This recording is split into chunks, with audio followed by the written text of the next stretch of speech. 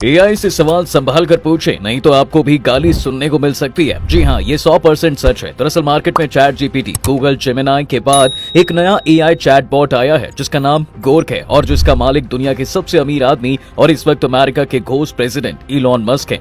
Musk ने अपने chatbot को ये कहकर लॉन्च किया था कि उनकी कंपनी चैट जीपीटी और जेमिनी से बेहतर रिजल्ट देगी, लेकिन अब उनका बनाया चैटबॉट लोगों को गालियां दे रहा है। दरअसल इंडिया के एक इन्फ्लुएंसर टोका ने गोर्क से पूछा कि मेरे 10 म्यूचुअल्स बताओ, लेकिन 1 घंटे बीतने के बाद भी जब गोर्क ने कोई जवाब नहीं दिया तो टोका ने फिर से सवाल पूछा, लेकिन इस बार हिंदी में कुछ ऐड करने को कहा, जिसके जवाब में गोर्क टोका को गालियां देने लगा। इतना ही नहीं, गालियां देने के बाद एआई ने कहा वो बस थोड़ी मस्ती कर रहा था। वैसे एआई का इन्वेंशन जिंदगी आसान बनाने के लिए किया गया था, बट अब लगता है सवाल के जवाब के साथ लोगों को एआई से गालियां सुनने को भी मिलने वाली हैं। वैसे मस्क ने दावा करते हुए कहा था कि उनका एक्स एआई बाकी एआई से ज्यादा फीचर्स वाला है। ये एक कैरेक्टर है जो आपका दोस्त बन सकता है, यानी ये कि इस गोर्क के पास इमोशंस एंड फीलिंग्स नाम की चीज होगी। वैसे मस्क का एआई सिर्फ गालियां नहीं देता बल्कि कंट्रोवर्शियल चीजें भी करता है। जैसे मोहित नाम के यूजर ने एक्स पर गोर्क से सवाल किया कि आरएसएस का रोल फ्रीडम स्ट्रगल में क्या था। गोर्क ने इसके जवाब में कहा कि आरएसएस का इंडिया के फ्रीडम में कोई रोल नहीं था, जिसके बाद से लेकर कई कंट्रोवर्सीज शुरू हो गई हैं। यहाँ तक कि यूट्यूबर ध्रुव राठी ने भी ट्वीट करके कहा कि इतना भी सच नहीं बोलना था, जिसके बाद गोर्क पर ऐसे सवालों की लाइन लग गई है जिसमें लोग आरएसएस और पीएम मोदी से जुड़े सवाल पूछ रहे हैं, जिस पर गोर्क के जवाब बहुत ज्यादा विवादित हैं,